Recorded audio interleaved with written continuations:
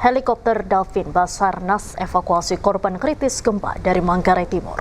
Hingga Selasa malam, total korban meninggal dunia akibat gempa mencapai 70 orang.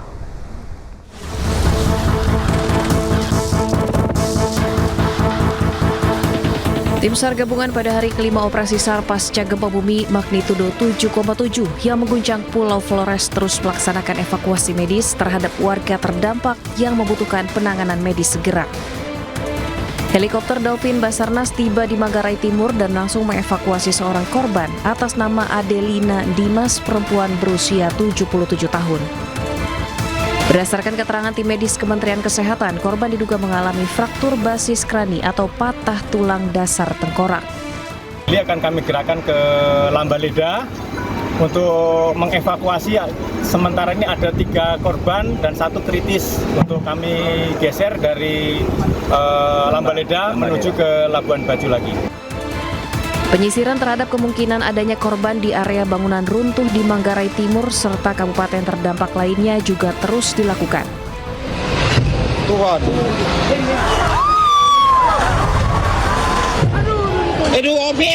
Hingga Selasa malam, total korban meninggal dunia akibat gempa mencapai 70 orang.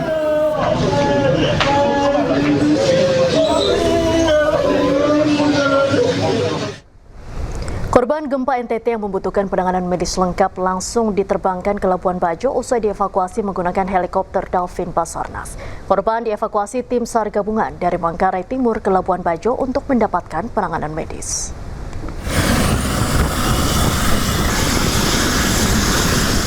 Evakuasi medis dilakukan menggunakan helikopter Dolphin Basarnas dengan waktu tempuh sekitar 30 menit dan langsung dibawa ke RSUD Pratama Komodo Labuan Bajo.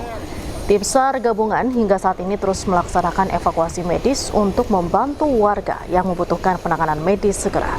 Tim SAR juga terus melakukan penyisiran terhadap kemungkinan adanya korban di area bangunan runtuh di wilayah-wilayah terdampak gempa.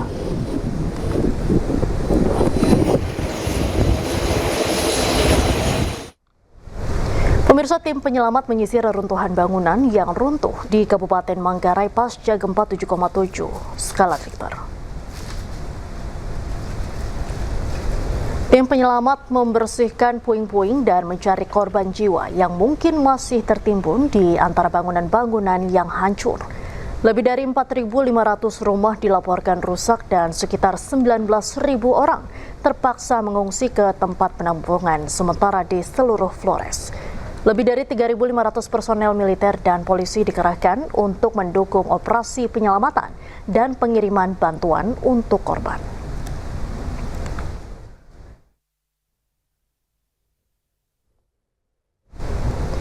Pengungsi yang berada di posko pengungsi Gelora Samador belum dapat bantuan untuk bayi, balita, dan anak-anak harus tidur di lantai alasan terpal. Situasi memprihatinkan terlihat di lokasi pengungsian korban gempa di Gelora Samador, Momere. Ratusan pengungsi hidup bertahan dengan keterbatasan fasilitas. Kondisi paling memprihatinkan menimpa kelompok rentan, khususnya bayi dan balita. Hingga saat ini bantuan kemanusiaan yang sangat dibutuhkan seperti perlengkapan bayi dan tempat tidur yang layak dilaporkan belum tersalurkan secara merata ke titik pengungsian.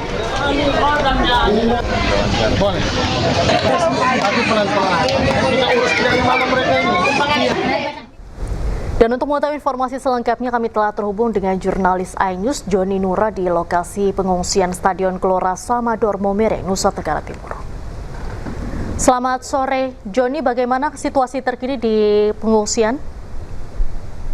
Baik, selamat sore, Diandra. Dapat saya sampaikan bahwa saat ini saya sedang berada di Gelora Samador, di mana posko satu-satunya yang didirikan oleh pemerintah Kabupaten Sika bagi korban gempa bumi yang berada di Kabupaten Sikap.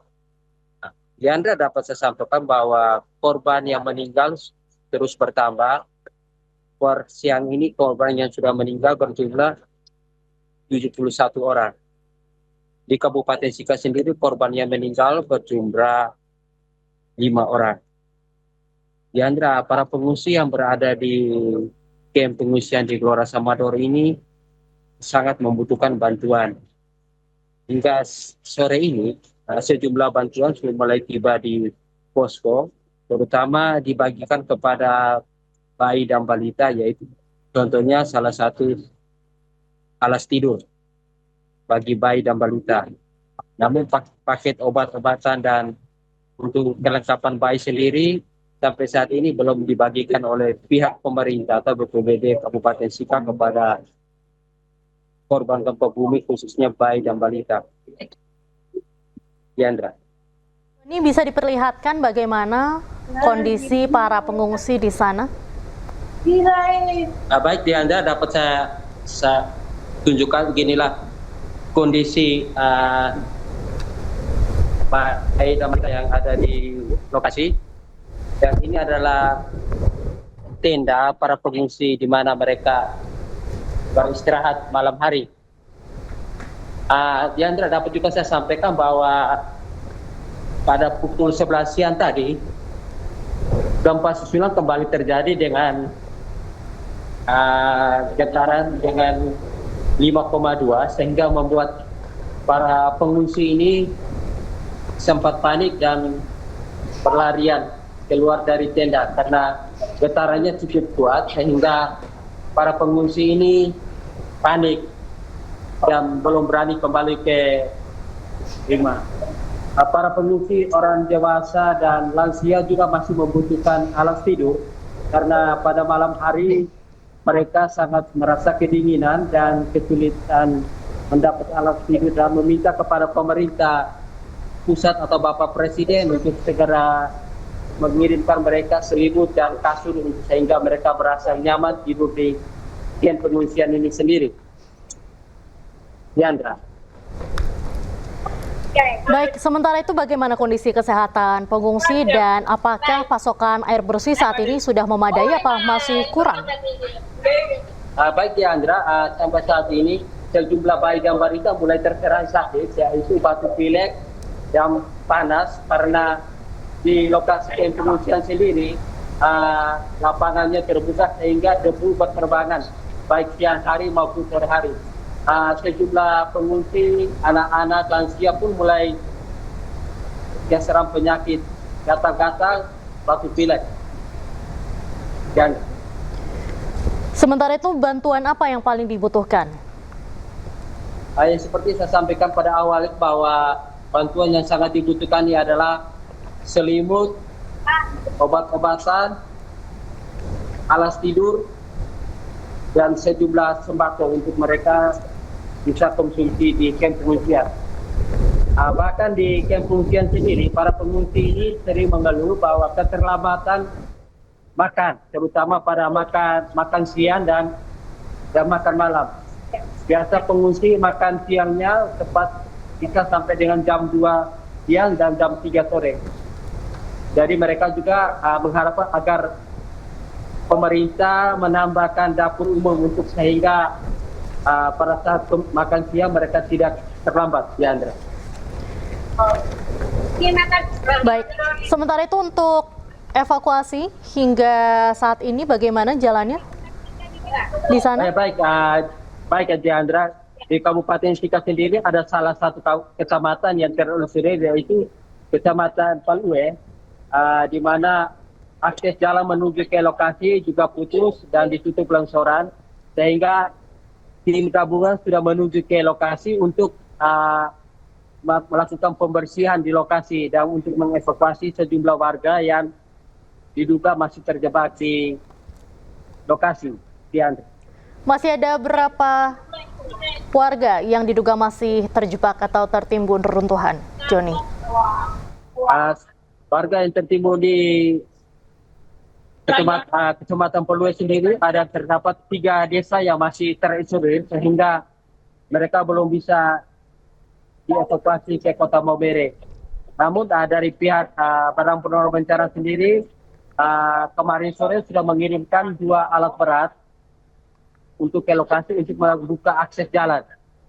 Dan warga di sana sangat membutuhkan bantuan sembako, Diandra. Baik, terima kasih Joni Nura melaporkan langsung dari Maumere, NTT. Selamat sore, selamat kembali bertugas.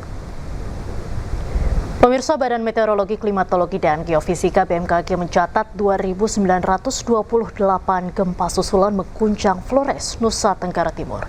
BMKG memastikan gempa susulan yang terjadi tidak berpotensi tsunami. Badan Meteorologi, Klimatologi, dan Geofisika atau BMKG mencatat 2.928 gempa susulan mengguncang Flores, Nusa Tenggara Timur hingga Rabu siang. Berdasarkan pemutakhiran analisis BMKG, gempa susulan berkekuatan magnitudo 5,1 dengan kedalaman 10 km. Diketahui pusat gempa susulan berada pada 50 km arah timur Laut Nagakeo, Nusa Tenggara Timur dan tidak berpotensi tsunami. Ribuan gempa susulan yang terjadi ini merupakan rangkaian dari gempa bumi magnitudo 7,7 di Flores, Nusa Tenggara Timur. Aduh, Om Herman, aduh! Sementara BMKG menyatakan gempa susulan yang terjadi termasuk gempa dangkal akibat aktivitas Flores Back Arch. Guncangan gempa susulan dirasakan di wilayah Nagakeo, Palue, Sika, Wewaria, dan Ende. BMKG terus memantau aktivitas gempa bumi susulan dan menyampaikan informasi secara berkala kepada masyarakat. Selain itu, BMKG juga memprediksi guncangan masih berlangsung hingga 3 atau 4 minggu ke depan. Tim Liputan iNews melaporkan. Pemerintah mengirimkan bantuan bagi masyarakat terdampak bencana di Nusa Tenggara Timur. 2 posko utama disiapkan untuk mempercepat distribusi bantuan, yakni di Labuan Bajo dan Momere.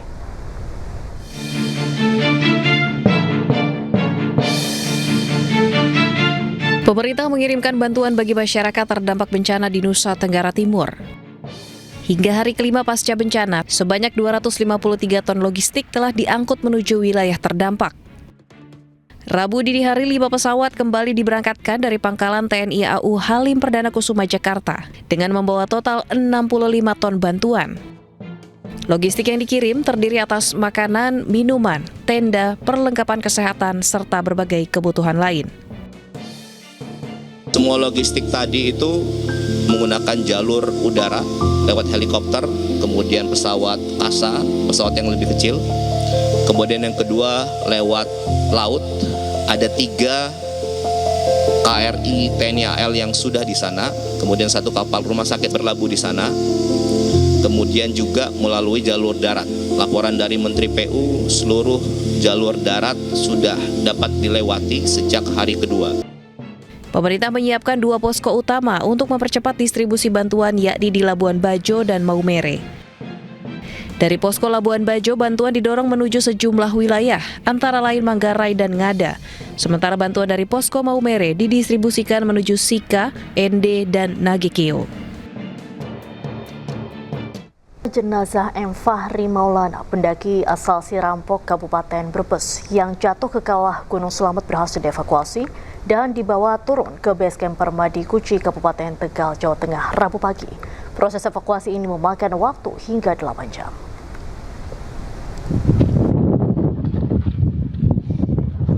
Proses evakuasi ya teman-teman di kawah Gunung Slamet.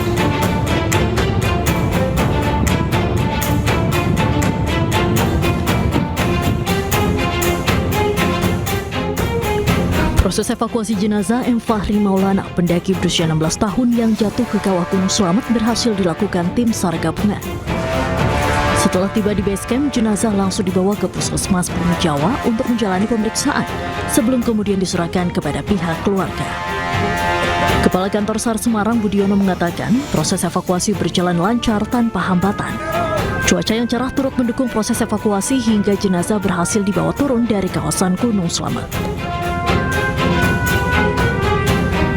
Proses evakuasi memakan waktu sekitar 8 jam dan melibatkan hampir 100 personel dari berbagai unsur SAR. Mereka terdiri dari Basarnas, TNI Polri, pengelola basecamp pendakian di sekitar Gunung Slamet, potensi SAR dari wilayah Tegal, Pemalang, dan Pekalongan, serta warga sekitar. Proses evakuasi itu sendiri memakan waktu kurang lebih 8 jam hingga sampai di basecamp Permadi Kuci, Kabupaten Tegal pukul 02.00 dini hari. Selanjutnya korban dibawa ke Puskesmas Bumi Jawa dan diserahkan kepada pihak keluarga. Sebelumnya, M. Fahri Maulana dilaporkan jatuh ke kawah Gunung Slamet pada Selasa 18 Agustus 2026 sekitar pukul 9.00 waktu Indonesia Barat. Korban mendaki bersama 3 rekannya sejak Senin malam dan mencapai puncak Gunung Slamet pada Selasa pagi. Setelah selesai mendaki, ketiga rekan korban memutuskan untuk turun. Namun Fahri masih berada di sekitar bibir kawah. Nahas, tanah yang dipijak korban diduga rapuh sehingga Fahri terjatuh ke dalam kawah dengan kedalaman sekitar 20 meter. Dari Tegal, Jawa Tengah, Unibar iNews melaporkan. Pemirsa, aparat kepolisian Polda Metro Jaya menemukan senjata tajam saat aksi unjuk rasa mahasiswa dari berbagai universitas. Dalam masa aksi tersebut, ratusan mahasiswa menyuarakan 8 poin menuntut kebijakan pemerintah.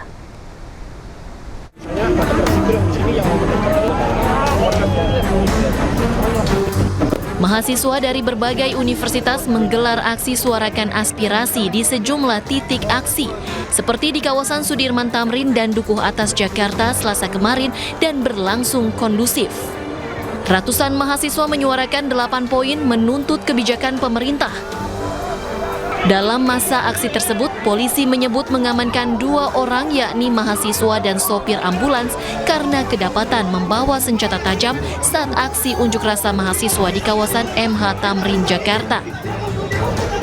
Pihak kepolisian mengimbau peserta aksi maupun masyarakat agar tidak membawa benda tajam atau barang berbahaya lainnya demi menjaga keselamatan bersama. Ditemukan 1 buah bilah pisau yang dibawa oleh oknum berinisial AM, ini masih didalami. Yang satu lagi 1 buah golok yang dibawa oleh supir ambulan. Kami menghimbau kepada seluruh masyarakat, seluruh peserta aksi, barang-barang berbahaya, barang-barang benda tajam ini tidak boleh dibawa pada saat melaksanakan aksi. Kita sama-sama membuat suasana penyampaian pendapat ini tertib, aman, dan nyaman. Terkait penemuan senjata tajam tersebut, polisi masih mendalami motif dan tujuan keberadaan senjata tajam di lokasi aksi. Dari Jakarta, Tim Liputan iNews melaporkan. Sebelumnya polisi menangkap 21 orang yang diduga akan jadi perusuh demo di Jakarta kemarin. Polisi juga menyita petasan atau flare hingga bom molotov.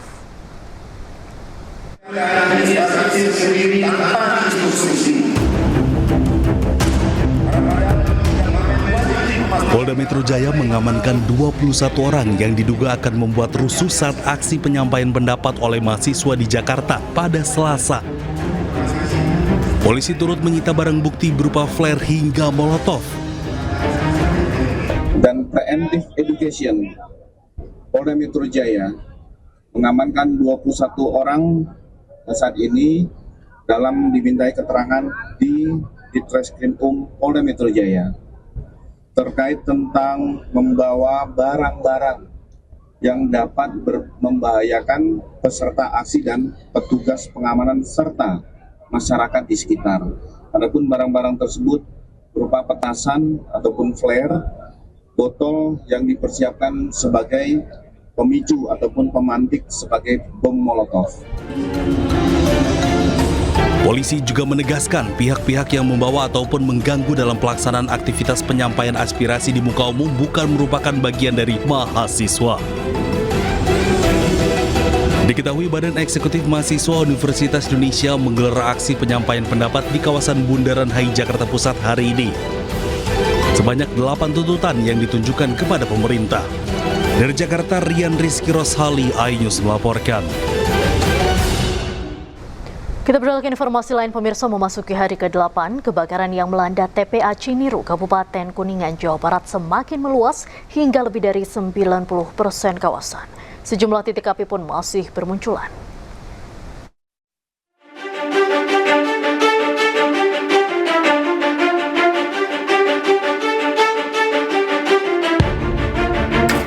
Kebakaran hebat yang melanda tempat pembuangan akhir di Desa Ciniru, Kecamatan Jalaksana, Kabupaten Kuningan, Jawa Barat sudah memasuki hari ke-8.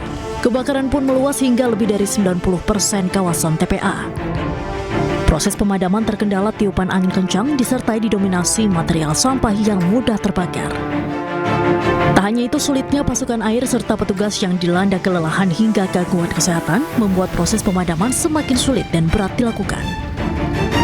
Bupati Kuningan meminta bantuan kepada provinsi untuk menurunkan beberapa unit kendaraan water supply untuk membantu proses penanganan. Ya, kami juga mendapat bantuan dari Pak Gubernur dari Provinsi Jawa Barat, dan barusan juga saya telepon tadi ke Pak Sekda, dan malam ini juga akan dikirim lagi bantuan water supply air, itu yang perlu yang saat kami perlukan untuk saat ini. Jadi mohon doa untuk beberapa hari ke depan. Memang ini butuh waktu karena kebakaran di tempat sampah ini memiliki karakteristik tersendiri karena banyak plastik-plastik yang sudah terbakar dan ini sulit untuk dipadamkan. Untuk memudahkan proses penanganan, BPBD Kabupaten Kuningan melakukan koordinasi dengan BPBD Provinsi Jawa Barat dan menerjunkan 2 pilot drone thermal yang didatangkan dari BPBD Kota Cirebon. Hal ini dilakukan untuk mempermudah pemetaan area mana saja yang masih memiliki suhu panas tinggi. Hingga hari ke-8 ini, kebakaran nampak semakin meluas hingga 90% kawasan dan sejumlah titik api masih terus bermunculan di beberapa area dengan suhu di atas 80 derajat Celcius. Sampai saat ini, proses pemadaman di TPA Ciniru terus dilakukan agar kebakaran tidak semakin meluas dan menimbulkan pencemaran udara yang mengganggu aktivitas maupun kesehatan masyarakat. Dari Kuningan, Jawa Barat, Mahardika Ainus melaporkan.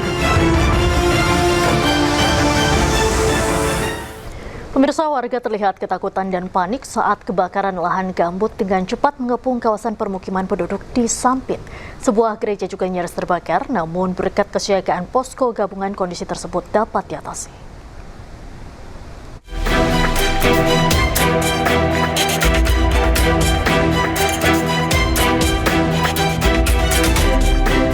Gumpalan asap tebal dari arah belakang Gereja Kristen Protestan Simalungun GKPS Sampit tampak membubung tinggi hingga membuat panik jemaat setempat. Warga bersama petugas posko gabungan pengendalian Karhutla Kota Waringin Timur berupaya melokalisir agar api tidak menyambar gereja GKPS Sampit yang hanya berjarak sekitar 10 meter. Menurut pimpinan gereja, sehari sebelumnya dari kejauhan hanya terlihat gumpalan asap kecil. Namun, akibat tiupan angin kencang membuat kobaran api lahan gambut dengan cepat menuju bagian belakang rumah ibadah ini. Api sebenarnya sudah ada dari 2 hari yang lalu, kalau tidak salah itu di arah ke barat, ke arah Jalan Insinyur Soekarno. Nah, kemudian sekitar pukul 1 siang tadi, angin kencang dan titik api menyebar sampai ke arah belakang gereja dan juga bahkan di belakang perumahan penduduk.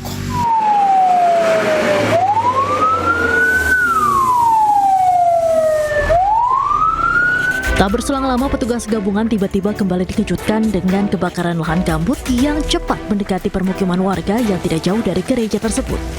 Bahkan warga yang rumahnya nyaris disambar api tampak ketakutan dan panik saat kobaran api hanya tinggal 5 meter menuju rumahnya. Getar itu loh, ketakutan. Nanti warga-warga sini ketakutan itu loh, Pak. Kasihan. Panik juga. Panik semua. Itu yang dikhawatirkan yang itu loh, Pak. Yang diterbas itu yang kering itu. Berdasarkan data BPBD Kota Waringin Timur per 18 Agustus 2026, total luas lahan yang terbakar mencapai 1.300 hektar lebih. Sedangkan rekap hotspot tercatat sebanyak 3.840 titik panas sepanjang tahun 2026. Dari Sampit, Kabupaten Kota Waringin Timur, Kalimantan Tengah, Normansyah Ainus melaporkan. Pemirsa, dampak kebakaran hutan dan lahan di Kalimantan Selatan membuat sebagian kota Banjarbaru diselimuti kabut asap. Kondisi ini membuat pengendara yang melintas harus ekstra hati-hati karena jarak pandang hanya sebatas 10 meter.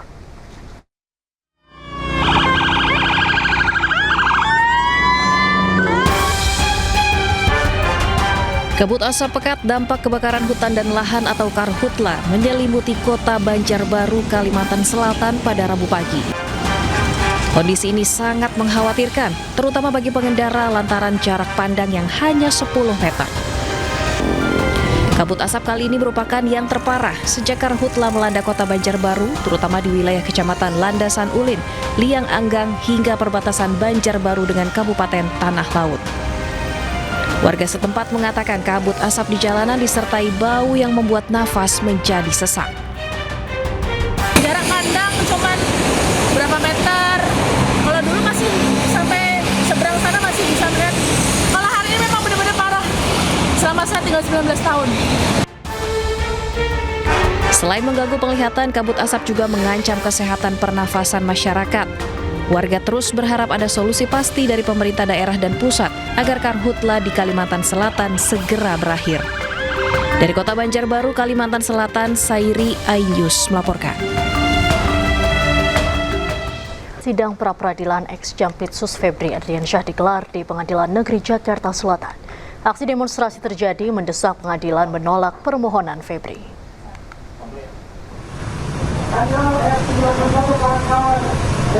Puluhan orang melakukan aksi demo di depan Gedung Pengadilan Negeri Jakarta Selatan. Mereka melakukan aksi demo tentang pra-peradilan yang diajukan ex-Jampitsus Febri Adriansyah. Para pendemo mempertanyakan upaya pra-peradilan Febri Adriansyah dan mendesak pengadilan menolak permohonan pra-peradilan serta menuntut kasus diungkap secara tuntas hingga ke akarnya. Akibat aksi demo tersebut, arus lalu lintas di depan Pengadilan Negeri Jakarta Selatan mengalami kemacetan.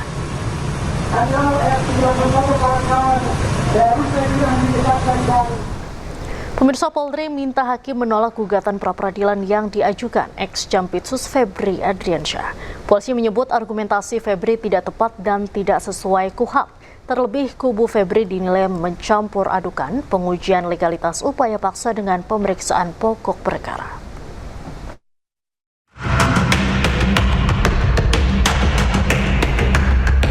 Polri memberikan jawaban atas gugatan pra-peradilan yang diajukan ex-Jampitsus Febri Adriansyah terkait sah atau tidaknya penetapan tersangka, penggeledahan dan penyitaan yang dilakukan polisi. Polisi meminta hakim menolak gugatan pra-peradilan Febri.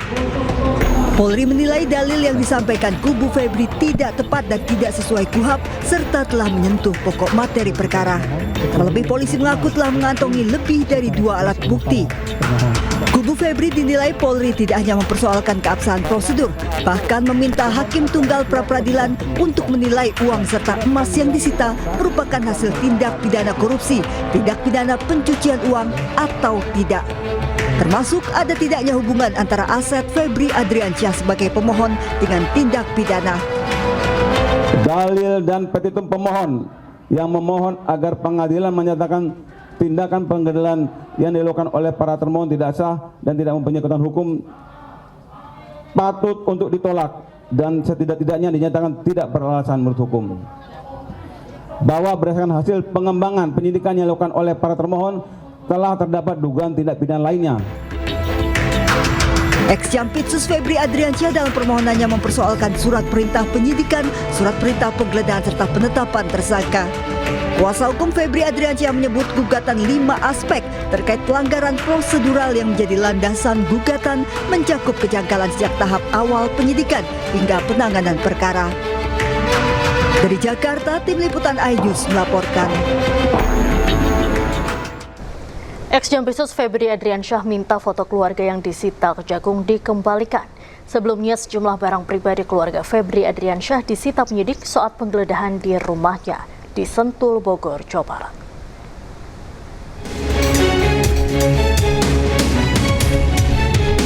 Ex-Jampitsus Febri Adriansyah minta foto keluarga yang disita Kejagung dikembalikan. Foto dan barang pribadi keluarga Febri Adriansyah disita penyidik saat penggeledahan di rumahnya di Sentul, Bogor, Jawa Barat.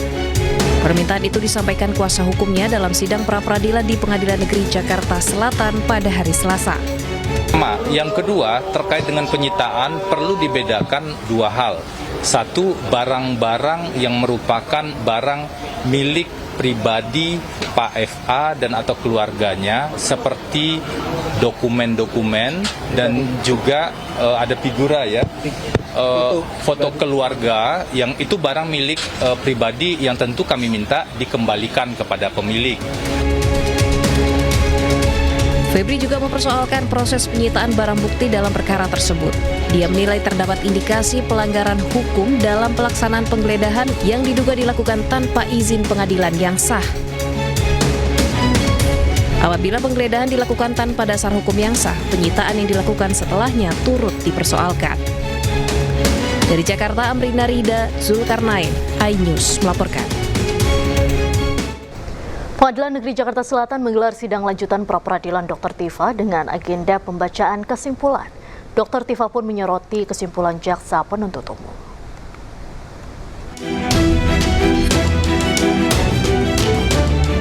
Tifauzia Tiasuma atau Dr. Tifa kembali menjalani sidang lanjutan pra-peradilan kasus ijazah Jokowi dengan agenda mendengarkan pembacaan kesimpulan di Pengadilan Negeri Jakarta Selatan Rabu siang.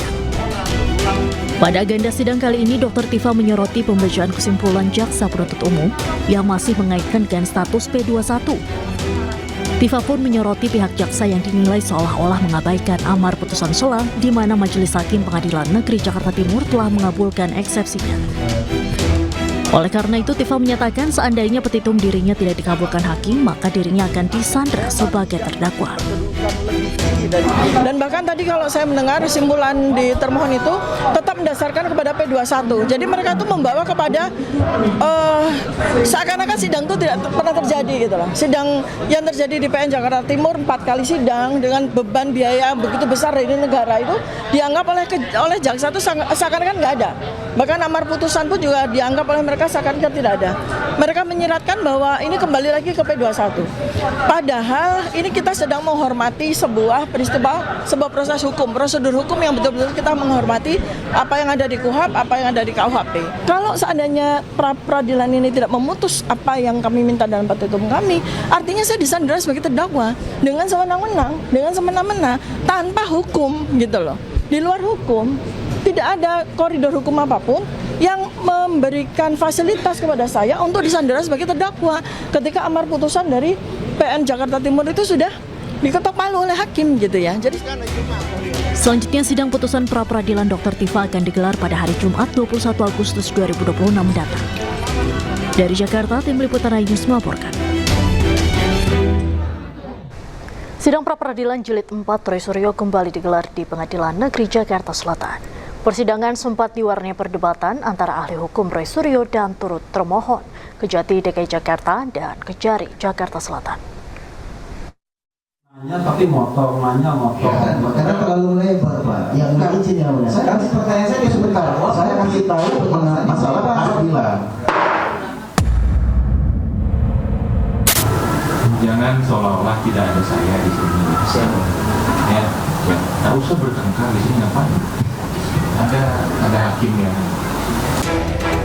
Sidang pra-peradilan keempat Roy Suryo di Pengadilan Negeri Jakarta Selatan sempat diwarnai perdebatan antara ahli hukum Roy Suryo, Didit Wijayanto, dan pihak turut termohon yakni Kejaksaan Tinggi DKI Jakarta dan Kejaksaan Negeri Jakarta Selatan. Perdebatan terjadi ketika Didit memberikan keterangan dalam persidangan dan ditanya mengenai keadilan pelapor dalam proses pra-peradilan yang diajukan Roy Suryo. Pihak Roy Suryo termasuk kuasa hukum mengajukan protes kepada pihak turut termohon karena kerap menyela keterangan Didit. Perdebatan pun usai setelah Hakim Tunggal I. Ketut Darmawan memukul palu persidangan untuk menenangkan suasana. Ayo kita sekarang profesional. Jangan semuanya teriak-teriak aja, perapit segala. Lah ini hak orang gitu loh, ya. Jadi jangan lagi, itu perdebatannya tadi. Saya udah jelaskan tapi masih dipertanyakan. Nah makanya hakimnya akhirnya bilang, ya saudara nggak denger, sudah dijawab gitu loh. Ya.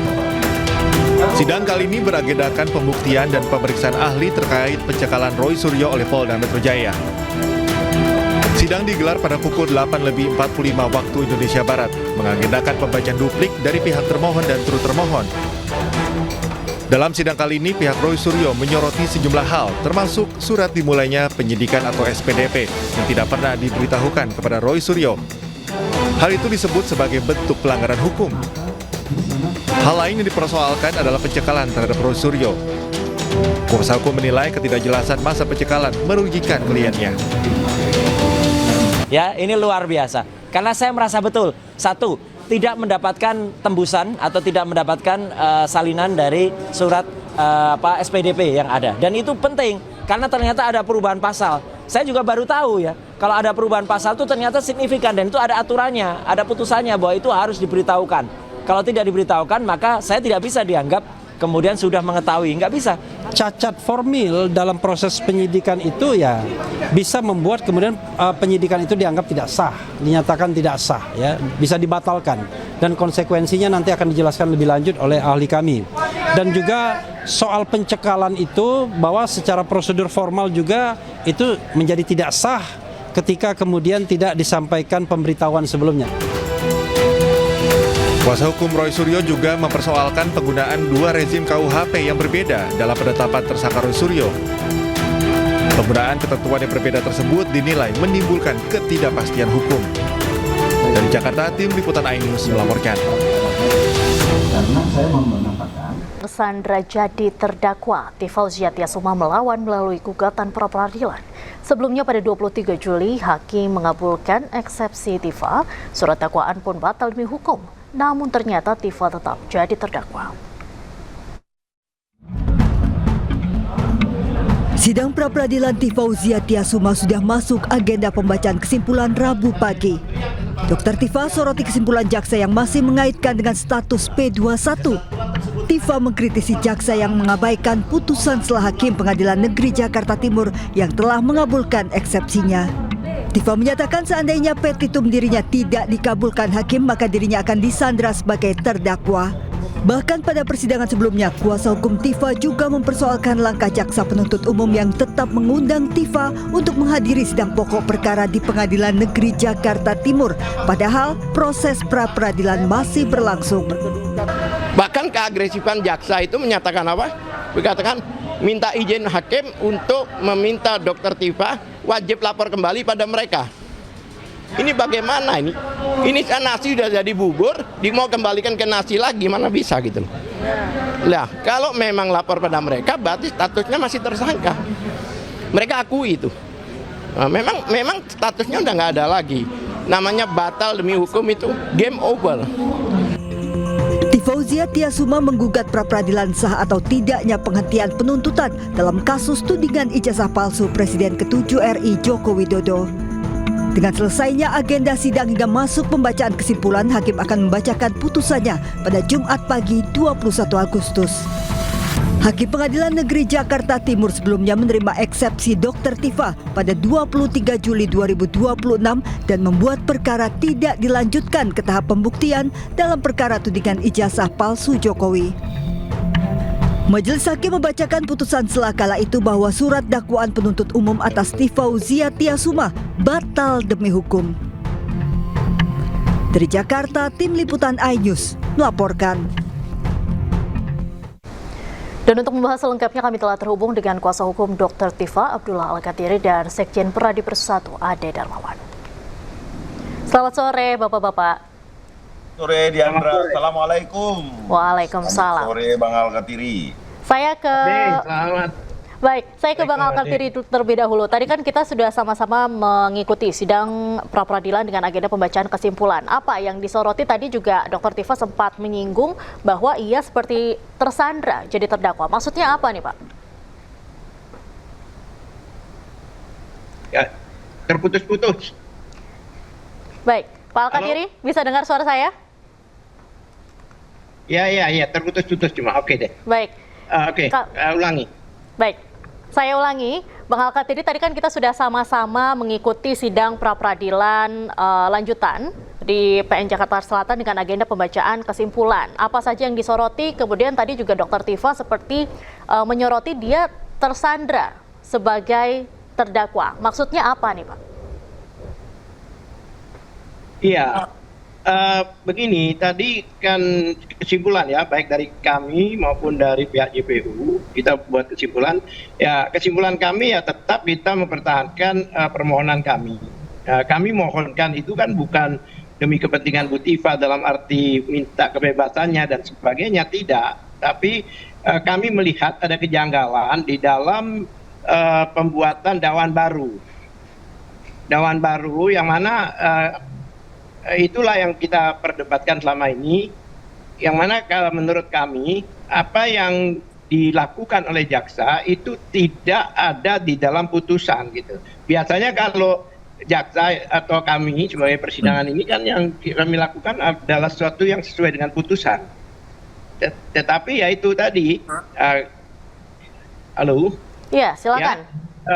Iya, kami sebenarnya mengarahkan karena ada cara lain ya untuk perlawanan dengan kemenangan kita itu, yaitu dengan banding gitu loh. Kami arahkan, bahkan kami minta penetapan dari hakim untuk mengarahkan jaksa untuk banding, bukan melakukan hal yang sifatnya sorry ada problem sedikit. Baik. Ya kan? Baik. Jadi bukan apa istilahnya melakukan satu perbaikan gitu. Karena kami dari awal mengatakan bahwa perbaikan itu adalah yang tidak diminta oleh hakim. Karena itu merupakan kewenangan hakim, yaitu menggunakan ayat 4 di pasal 75 itu. Yaitu di sini dikatakan hakim memberi kesempatan untuk melakukan perubahan sekali ya. Tapi faktanya itu tidak diminta oleh hakim. Hakim tidak mengatakan memberi kesempatan, karena itu kan suatu proaktif hakim seharusnya memberikan arahan itu. Itu yang tetap kami pertahankan di kesimpulan kami. Baik, Bang Ade gimana tanggapannya? Diandra, terkait persoalan Prapit, kembali lagi saya menyampaikan Mbak Diandra bahwa itu adalah hak prosedural yang dimiliki oleh Dr. Tifa dan kuasa hukumnya. Tetapi kalau berbicara penggiringan opini, di mana selalu dikatakan tidak ada, dinyatakan di dalam di dalam putusan. Katakanlah tidak terfakta di dalam putusan sesuai dengan amar putusan. Tidak ada dalam amar putusan kita terima. Tetapi fakta peradilannya, rekaman videonya jelas bahwa hakim menyampaikan boleh, ya dapat itu bisa melakukan, bisa tidak. Dapat menggunakan pasal 206 ayat 4 dan pasal 75 ayat 4. Itu adalah fakta peradilan. Bukan opini ya, bukan opini yang kemudian disampaikan bahwa itu tidak ada. Jadi ini loh, berkali-kali lagi saya sampaikan Diandra bahwa kalau narasi dilawan fakta itu tidak akan mungkin bisa tercapai suatu hal penggiringan opini yang dilakukan teman-teman. Faktanya kalau jaksa menggunakan itu kan tidak salah juga. Dia boleh menggunakan 206, dia boleh juga menggunakan pasal 75, tapi oke, that's it, selesai. Kita tidak usah memperdebatkan melalui narasi-narasi yang kemudian ada faktanya. Nah, saat ini yang kita perlu lihat adalah apakah bisa diterima Prapit dari Dr. Tifa ataukah sidang akan tetap digelar di tanggal 27. Kita lihat nanti. Kalau tetap digelar artinya status kapan sih dikatakan seseorang itu statusnya menjadi terdakwa? Dia menjadi terdakwa pada saat berkas dilimpahkan kepada pengadilan. Artinya didaftarkan melalui nomor perkara yang ada. Artinya sudah jelas bahwa status tersebut kembali menjadi terdakwa. Nah, silakan monggo melakukan pra peradilan sebagai hak daripada teman-teman ini. Nah, kita lihat hasilnya. Gitu aja Diandra. Baik, Pak Alkatiri, tadi sempat dikatakan oleh Bang Ade bahwa ada penggiringan opini dari pihak Anda. Bagaimana tanggapannya? Ya bukan penggiringan opini, kita melaksanakan sesuai ketentuan undang-undang. Apa yang kami sampaikan itu adalah apa isi undang-undang dan isi keputusan. Kami tidak pernah membuat opini tanpa dasar. Kalau memang itu dianggap penggiringan opini, itu tidak penggiringan opini. Yang penggiringan opini itu ada kata-kata bahwa ya kalau memang betul-betul ditemukan palsu, ya silakan ke pokok perkara gitu loh. Segera ke pokok perkara. Nah yang benar kalau seandainya ada asli pun juga segera ditunjukkan kan begitu. Ya kan? Nah itu opini namanya gitu. Nah, sebenarnya kalau segera ke pokok perkara ini kan segera bersidang. Tapi kan ada cara yang paling mudah, ya kan? Yaitu segera ditunjukkan kalau memang asli, baik pada masyarakat maupun pada wartawan. Nggak pada media. ada legal standingnya Pak Al-Katiri menyebutkan bahwa harus ditunjukkan pada masyarakat. Bagaimana bisa ceritanya begitu? Anda tidak mewakili masyarakat, Anda mewakili Dokter Tifa kok. Loh, itu kan faktanya, kan ada pelaporan kok legal standing bagaimana? Bukan. Kalau orang Maksudnya bahwa melaporkan Anda itu, menyatakan sekarang bahwa apalagi ada dokumen yang digunakan itu kan dokumen apa namanya publik.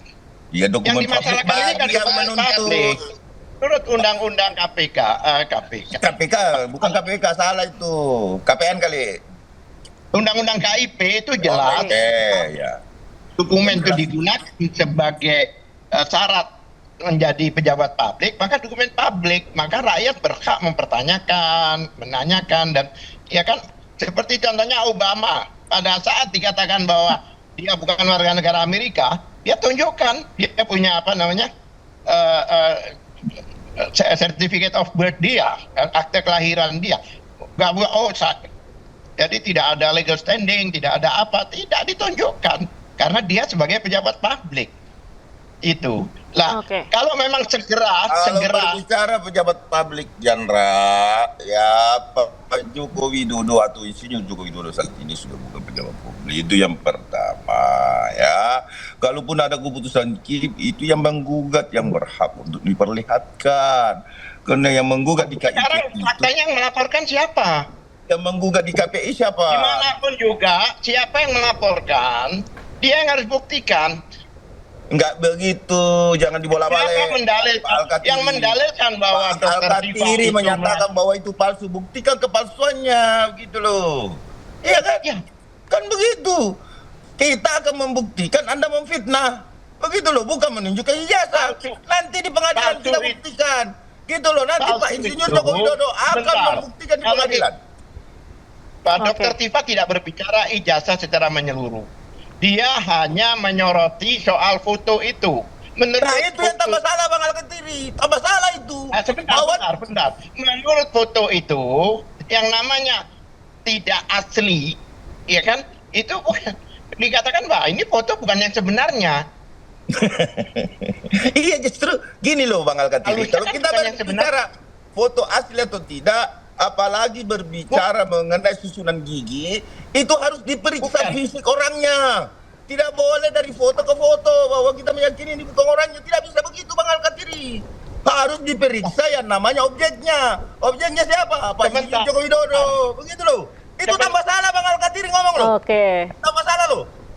Sebentar. Lah, kalau kita kembali ke tadi, kita tetap menyatakan bahwa apa yang dilakukan JPU menggunakan perubahan pasal 275 ayat 4 itu tidak sesuai dengan ketentuan.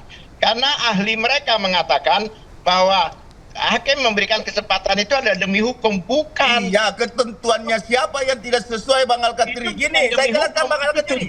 Sebentar Bang Al-Katiri. Saya menjelaskan sebentar. Sedikit aja, Diandra. Baik, sedikit Bang.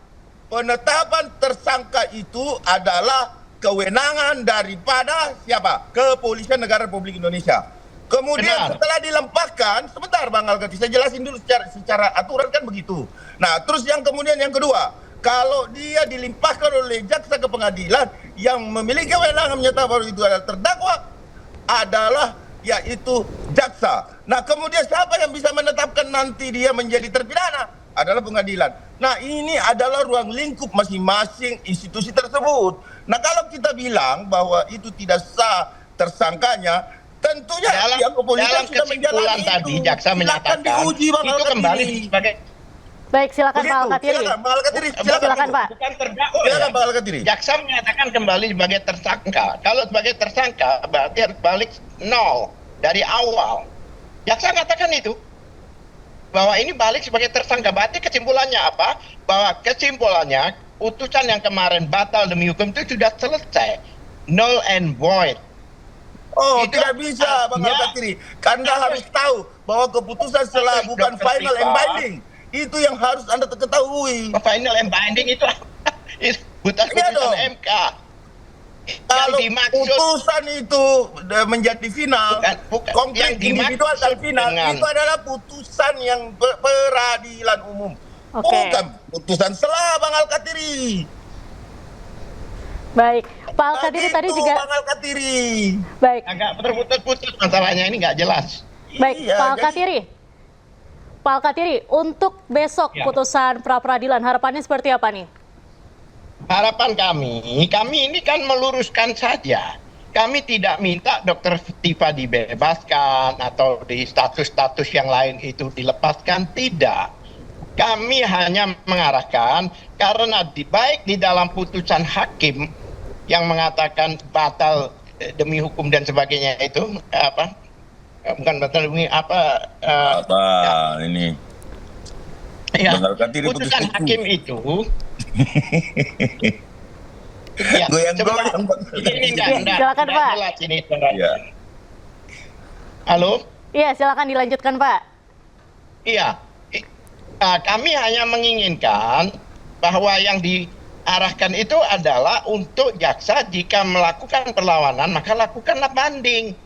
Karena pasal 206 itu Tidak disinggung. seperti itu faktanya. Inilah yang saya bilang penggiringan, Bang Al-Katiri. Di pasal 206 itu kan sudah ngomong juga. Oke, sebentar Bang Ade, kita dengarkan Pak Al-Katiri dulu. Ya, silakan Pak Al-Katiri, ada yang ingin disampaikan tadi. Di dalam konsideran waktu dalam putusan hakim itu sendiri menyatakan dalam pertimbangannya yaitu memang merujuk pasal 75 tapi yang digunakan yaitu ayat 2B dan 3 kemudian loncat ke 208 yaitu perlawanan secara kebal. Yang digunakan jaksa sebagai dasar perbaikan itu tidak disebut, tidak disinggung. Yang menarik lagi bahkan dalam proses persidangan yang mana persidangan prapit yang mana jaksa ikut di dalam persidangan itu besoknya jaksa membuat panggilan ya kan undangan terhadap Ibu Tifa untuk hadir di dalam sidang pokok perkara. Nah ini kan Diandra, ya. Saya menjawab lagi Diandra. Ya, silakan Bang Ade. Jadi begini Mbak Diandra, sekali lagi saya sampaikan kepada publik biar kita tidak terjadi salah paham di dalam memahami hukum itu sendiri Diandra. Bahwa perlu diketahui putusan sela itu sekali lagi saya sampaikan bahwa putusan sela itu tidak bersifat final and binding, artinya tidak mengikat. Kenapa? Karena yang diputus di situ adalah dakwaannya saja. Sehingga yang perlu diketahui oleh masyarakat bahwa apapun yang dilakukan teman-teman ini jelas bahwa fakta peradilannya ya bahasa dari hakim bisa kita saksikan melalui semua stasiun TV, melalui semua channel ya, menyatakan bahwa bisa melakukan dapat menempuh pasal 20 ayat 4 dan pasal 75 ayat 4. Hal ini adalah fakta Diandra. Ini yang tidak boleh salah di dalam penyampaian. Terus kata Al-Katiri tadi tidak bersifat banding. Saya ulangi tadi Al-Katiri, kau pahami hukum. Kau baca itu baik. Putusan sela itu bersifat final and binding atau tidak? Tidak. Oke, baik, kita sudah menangkap poinnya, Bapak-bapak. Kami sudah menangkap poinnya. Terima kasih banyak sudah bergabung dengan iNews sore hari ini. Salam sehat selalu Bapak-bapak. Salam sehat selalu. Terima kasih. Selamat sore. Masuki hari ke-8, kebakaran yang melanda TPA Ciniru, Kabupaten Kuningan, Jawa Barat semakin meluas hingga lebih dari 90% kawasan. Sejumlah titik api pun masih bermunculan.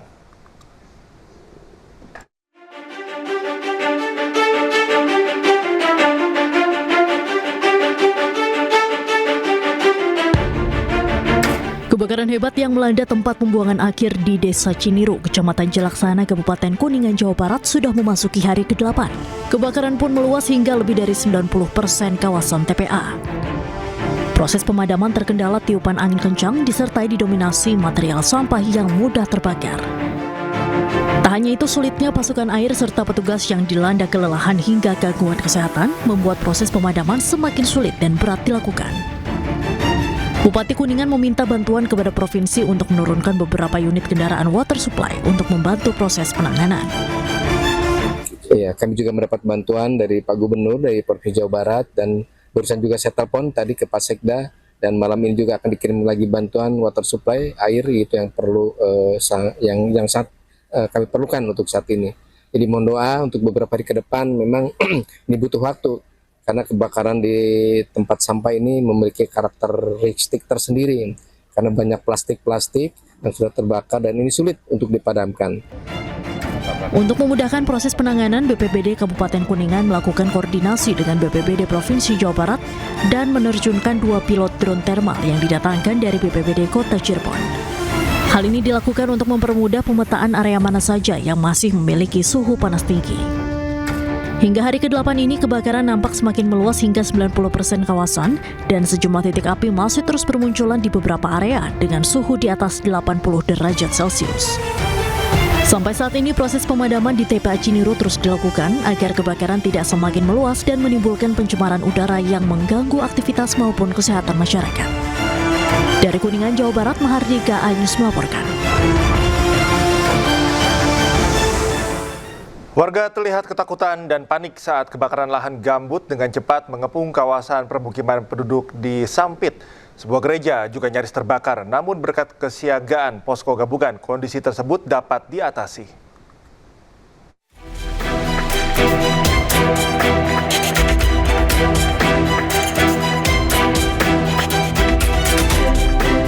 Gumpalan asap tebal dari arah belakang Gereja Kristen Protestan Simalungun ke KPS Sampit tampak membubung tinggi hingga membuat panik jemaat setempat. Warga bersama petugas posko gabungan pengendalian Karhutla Kota Waringin Timur berupaya melokalisir agar api tidak menyambar gereja GKPS Sampit yang hanya berjarak sekitar 10 meter. Menurut pimpinan gereja, sehari sebelumnya dari kejauhan hanya terlihat gumpalan asap kecil. Namun, akibat tiupan angin kencang membuat kobaran api lahan gambut dengan cepat menuju bagian belakang rumah ibadah ini. Api sebenarnya sudah ada dari 2 hari yang lalu, kalau tidak salah itu di arah ke barat, ke arah Jalan Insinyur Soekarno. Nah, kemudian sekitar pukul 1 siang tadi, angin kencang dan titik api menyebar sampai ke arah belakang gereja dan juga bahkan di belakang rumah perumahan penduduk.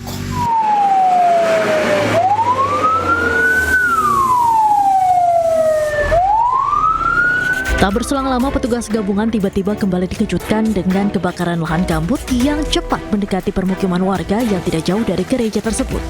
Bahkan warga yang rumahnya nyaris disambar api tampak ketakutan dan panik saat kobaran api hanya tinggal 5 meter menuju rumahnya. Getar itu loh, ketakutan. Nanti warga-warga sini ketakutan itu loh Pak, kasihan. Panik juga. Panik semua. Itu yang dikhawatirkan yang itu loh Pak, yang diterbas itu yang kering itu. Berdasarkan data BPBD Kota Waringin Timur per 18 Agustus 2026, total luas lahan yang terbakar mencapai 1.300 hektar lebih.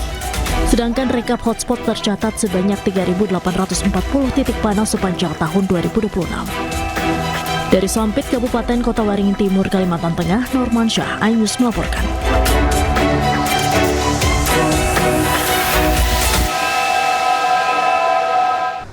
Informasi selanjutnya, pemirsa, dampak kebakaran hutan dan lahan di Kalimantan Selatan membuat sebagian kota Banjarbaru diselimuti kabut asap. Kondisi tersebut membuat pengendara yang melintas harus ekstra hati-hati karena jarak pandang hanya sebatas 10 meter.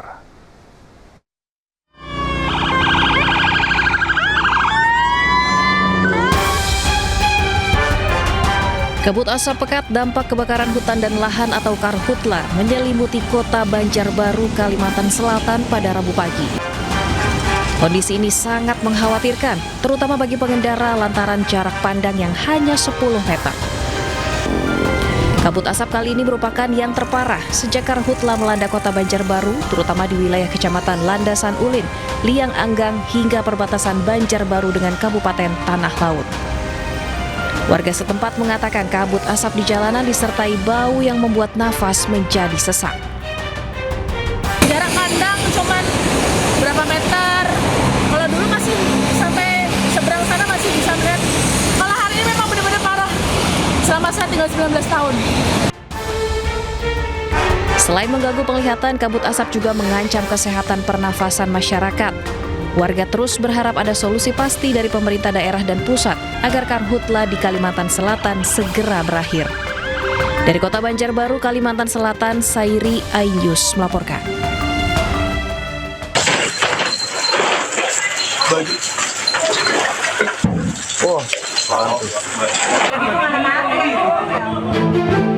Kobaran api dengan cepat membakar 4 rumah di Jalan Pisangan Baru Tengah, Matraman, Jakarta Timur.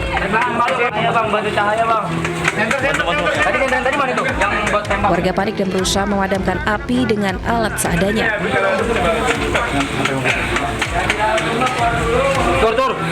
Selanjutnya belasan mobil pemadam dari Jakarta Timur tiba di lokasi dan langsung melakukan pemadaman. Namun padatnya pemukiman dan akses sumber air yang sulit memperlambat proses pemadaman. Setelah berjibaku selama 1 jam, akhirnya api pun padam. Ini ketek-ketek di atas, saya lihat ada apa, mati lampu kan. Terus saya ambil apar, tapi nggak terkendali. Saya gede, karena waktu itu kalau ada apar, saya masih bisa semprot gitu kan. Kalau udah lama saya nggak bisa kendaliin lagi. Nah, saya kurang tahu juga masalahnya, ya kan. Apa penyebabnya? Karena pas kejadian saya udah terjadi gitu ya kan. Belum diketahui penyebab pasti kebakaran, namun diduga dari korsleting listrik di lantai 2 salah satu rumah. Pemirsa, 2 kapal di Pelabuhan Jailolo, Halmahera Barat, Maluku Utara mengalami insiden tabrakan. Tabrakan kedua kapal itu membuat penumpang panik dan berhamburan menyelamatkan diri.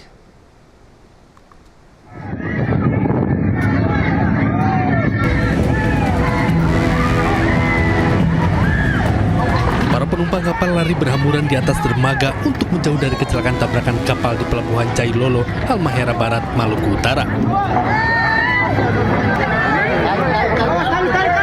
Kapal KM Permata Obi akan bersandar di dermaga, namun secara tidak terduga, kapal KM Permata Obi meningkatkan kecepatan hingga menabrak buritan kapal Queen Mary yang bersiap berlayar. Insiden itu membuat warga yang berada di atas dermaga pelabuhan maupun sejumlah penumpang yang berada di kapal panik dan berteriak histeris hingga suasana menjadi kepanikan. Kepala Kantor Unit Penyelenggara Pelabuhan Kelas 3 Jailolo, Rosihan Gamjim menyampaikan bahwa insiden itu disebabkan karena murni faktor cuaca. Sebelum tali tampaknya diikat di bolder, datang angin kencang. Dan tak terhindarkan lagi kejadian tubrukan itu terjadi antara kapal KM Permata Obi dan kapal Queen Mary yang sedang melaksanakan persiapan keberangkatan. Meski tidak menimbulkan korban, kerusakan besar dialami dan sejumlah kendaraan roda 2 milik penumpang mengalami rusak berat. Dari Ternate, Maluku Utara, Ismail Sangaji, Ainus melaporkan. 2 personel kepolisian sektor Sunggal menjadi korban salah sasaran amukan warga saat hendak mengamankan seorang terduga pelaku pencurian. Aksi anarkis tersebut berhasil diredam sehingga terduga pelaku dan petugas dapat diselamatkan.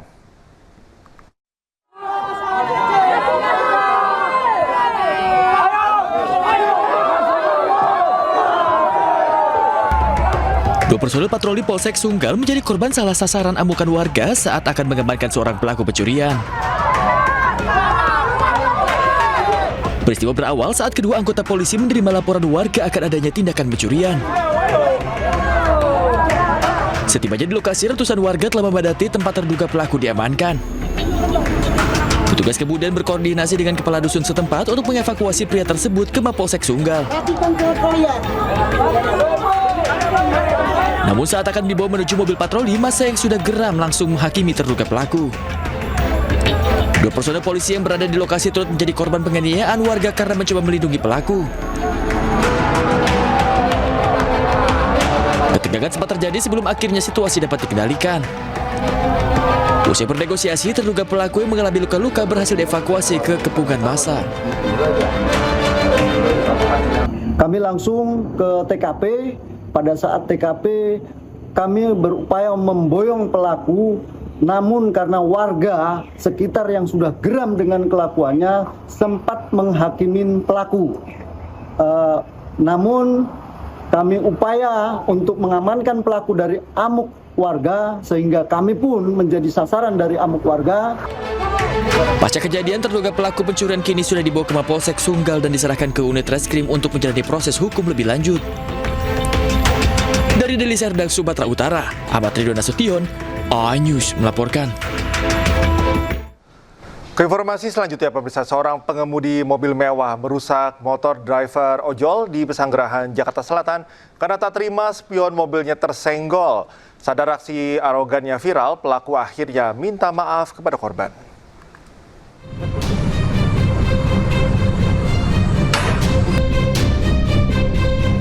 Seorang pengemudi mobil mewah terekam warga merusak motor seorang driver ojek online di Jalan Veteran Raya Bintaro, Jakarta Selatan. Korban hanya pasrah melihat motor yang dipakai untuk mencari nafkah dirusak. Kejadian bermula ketika driver ojol tak sengaja menyenggol spion mobil mewah yang tengah melintas. Pengemudi mobil lalu memberhentikannya dan driver ojol langsung meminta maaf. Namun, permintaan maaf tidak diterima hingga terjadi insiden perusakan. Tadinya sih kan nama supirnya yang bawa mobil minta KTP, cuman nggak dikasih sama yang ojolnya. Terus ya lama-lama dipukul, dihancurin motornya. Kondisi motornya parah Bang? Kalau itu sih lampu depannya aja. Lampu depannya? Lampu depannya aja yang itu pakai batu. Setelah videonya viral, pengemudi mobil mewah akhirnya mendatangi rumah korban dan meminta maaf. Pelaku juga siap atas ganti rugi motor korban yang dirusak. Permintaan maaf pelaku disambut baik oleh korban dan kedua pihak selesaikan masalah secara kekeluargaan. Dari Jakarta, tim liputan iNews melaporkan.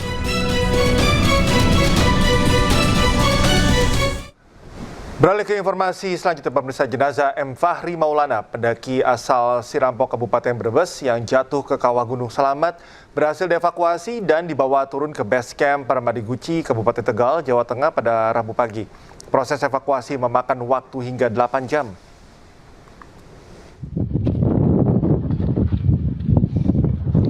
Proses evakuasi ya teman-teman, di kawah Gunung Selamat.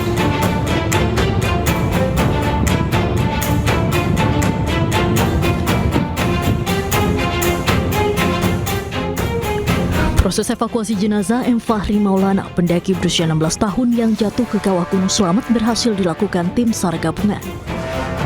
Setelah tiba di base camp, jenazah langsung dibawa ke Puskesmas Bumi Jawa untuk menjalani pemeriksaan sebelum kemudian diserahkan kepada pihak keluarga.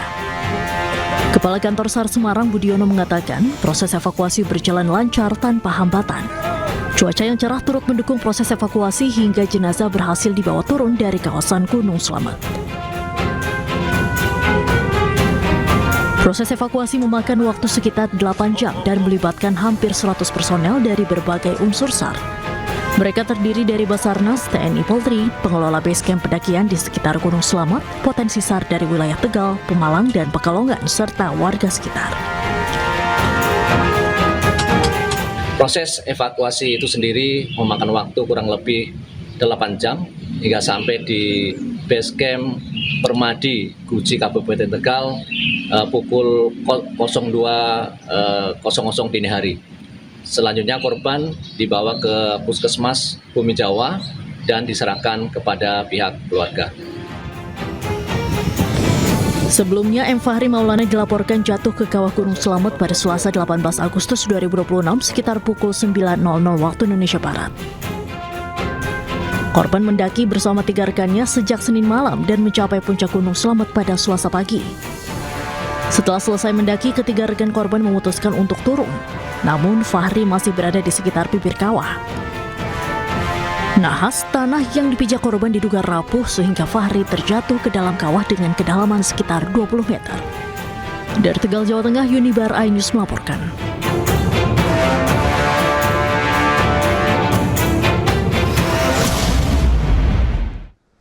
Pemirsa, polisi memulangkan 21 orang yang diduga hendak membuat kerusuhan saat demo mahasiswa di Jakarta pada Selasa kemarin. Sebelumnya, 21 orang tersebut diamankan lantaran kedapatan membawa petasan hingga flare dan bom molotov.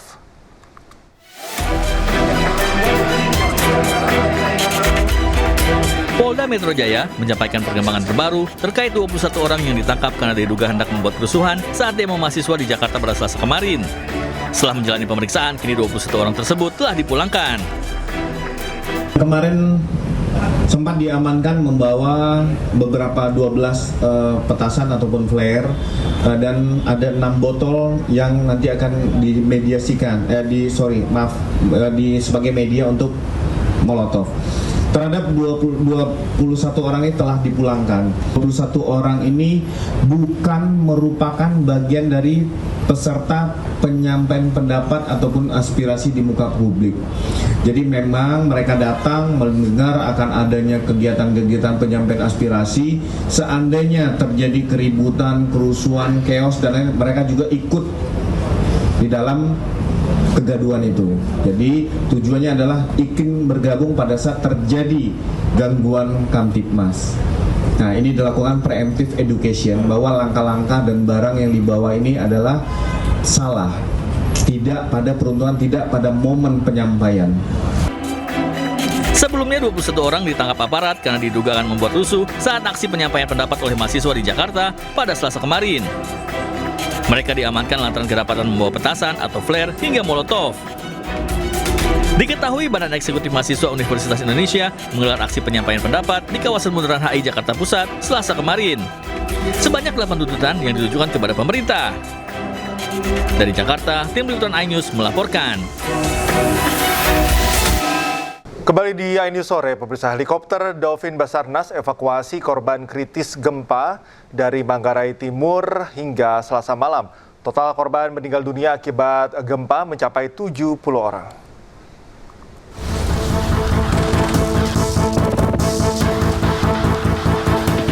Tim SAR gabungan pada hari kelima operasi SAR pasca gempa bumi magnitudo 7,7 yang mengguncang Pulau Flores terus melaksanakan evakuasi medis terhadap warga terdampak yang membutuhkan penanganan medis segera.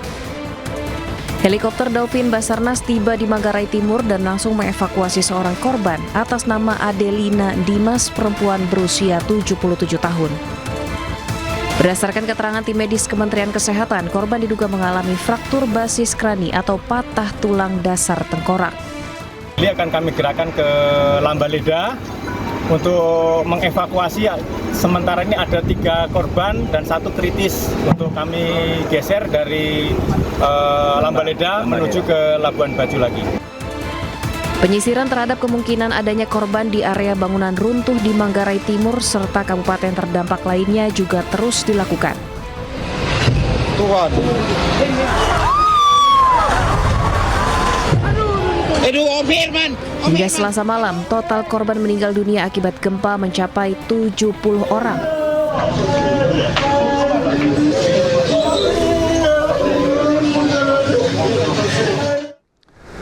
Korban gempa NTT yang membutuhkan penanganan medis lengkap langsung diterbangkan ke Labuan Bajo usai dievakuasi menggunakan helikopter Dolphin Basarnas.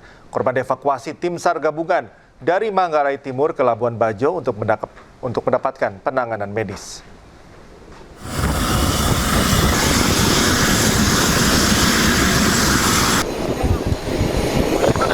Evakuasi medis dilakukan menggunakan helikopter Dolphin Basarnas dengan waktu tempuh sekitar 30 menit dan langsung dibawa ke RSUD Pratama Komodo Labuan Bajo. Tim SAR gabungan hingga saat ini terus melaksanakan evakuasi medis untuk membantu warga yang membutuhkan penanganan medis segera. Tim SAR juga terus melakukan penyisiran terhadap kemungkinan adanya korban di area bangunan runtuh di sejumlah wilayah terdampak gempa.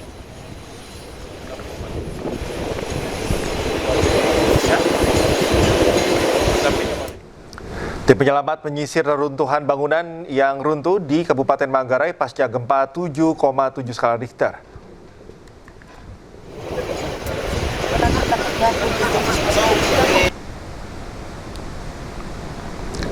Tim penyelamat membersihkan puing-puing dan mencari korban jiwa yang mungkin masih tertimbun di antara bangunan-bangunan yang hancur. Lebih dari 4.500 rumah dilaporkan rusak dan sekitar 19.000 orang terpaksa mengungsi ke tempat penampungan sementara di seluruh Flores. Lebih dari 3.500 personel militer dan polisi dikerahkan untuk mendukung operasi penyelamatan dan pengiriman bantuan untuk korban.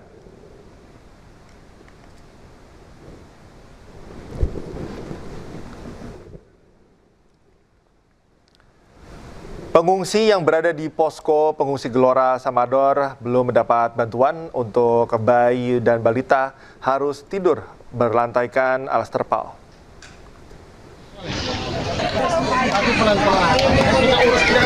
Situasi memprihatinkan terlihat di lokasi pengungsian korban gempa di Gelora Samador. Ratusan pengungsi hidup bertahan dengan keterbatasan fasilitas. Kondisi paling memprihatinkan menimpa kelompok rentan, khususnya bayi dan balita.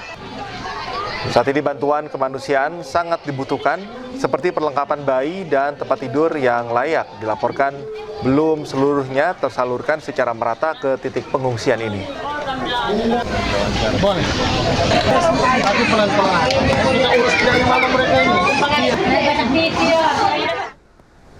Badan Meteorologi, Klimatologi, dan Geofisika atau BMKG mencatat 2.928 gempa susulan mengguncang Flores, Nusa Tenggara Timur.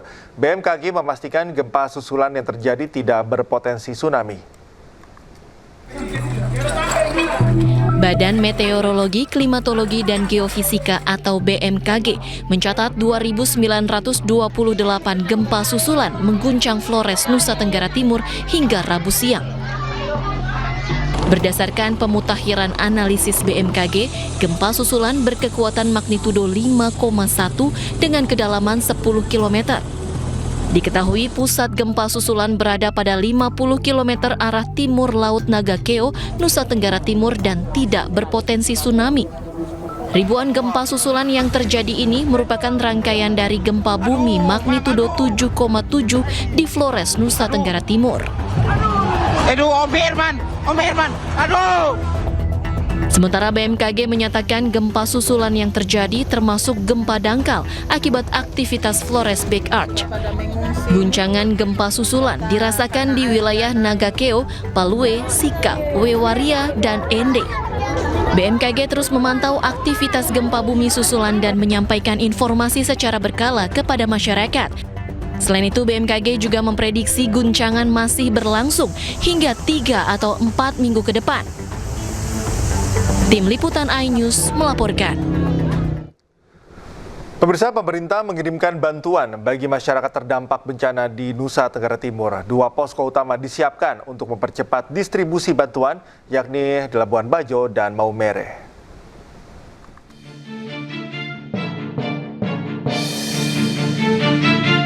Pemerintah mengirimkan bantuan bagi masyarakat terdampak bencana di Nusa Tenggara Timur. Hingga hari kelima pasca bencana, sebanyak 253 ton logistik telah diangkut menuju wilayah terdampak.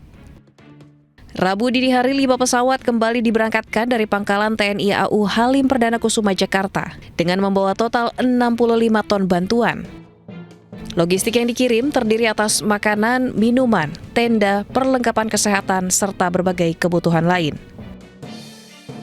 Semua logistik tadi itu menggunakan jalur udara lewat helikopter, kemudian pesawat ASA, pesawat yang lebih kecil. Kemudian yang kedua lewat laut, ada 3 KRI TNI AL yang sudah di sana, kemudian 1 kapal rumah sakit berlabuh di sana. Kemudian juga melalui jalur darat. Laporan dari Menteri PU, seluruh jalur darat sudah dapat dilewati sejak hari kedua. Pemerintah menyiapkan 2 posko utama untuk mempercepat distribusi bantuan, yakni di Labuan Bajo dan Maumere. Dari posko Labuan Bajo, bantuan didorong menuju sejumlah wilayah, antara lain Manggarai dan Ngada. Sementara bantuan dari posko Maumere didistribusikan menuju Sika, Ende, dan Nagakeo. Kembali di ini sore, pemirsa, Pengadilan Negeri Jakarta Selatan menggelar sidang lanjutan pra-peradilan Dr. Tifa dengan agenda pembacaan kesimpulan. Dr. Tifa pun menyoroti kesimpulan jaksa penuntut umum.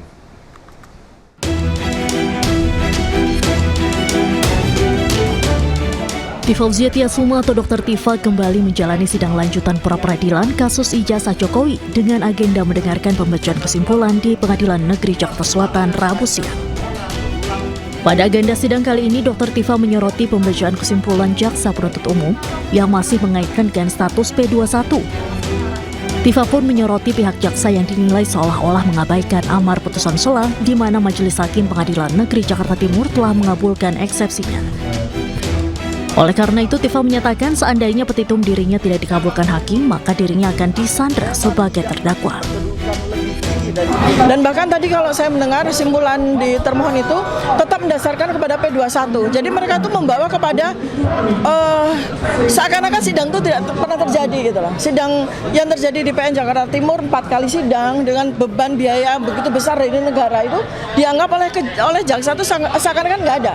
Bahkan amar putusan pun juga dianggap oleh mereka seakan-akan tidak ada. Mereka menyiratkan bahwa ini kembali lagi ke P21. Padahal ini kita sedang menghormati sebuah proses hukum, prosedur hukum yang betul-betul kita menghormati apa yang ada di KUHP, apa yang ada di KUHP. Kalau seandainya peradilan ini tidak memutus apa yang kami minta dalam petitum kami, artinya saya disandera sebagai terdakwa dengan semena-mena, tanpa hukum gitu loh. Di luar hukum, tidak ada koridor hukum apapun yang memberikan fasilitas kepada saya untuk disandera sebagai terdakwa ketika amar putusan dari PN Jakarta Timur itu sudah diketok palu oleh hakim gitu ya. Jadi selanjutnya sidang putusan pra-peradilan Dr. Tifa akan digelar pada hari Jumat 21 Agustus 2026 mendatang. Dari Jakarta, tim liputan iNews melaporkan.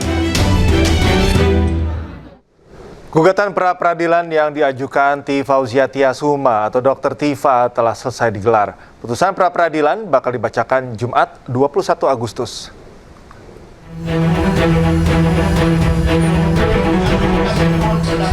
Rabu siang, sidang pra-peradilan Dr. Tifa sudah masuk pada agenda pembacaan kesimpulan.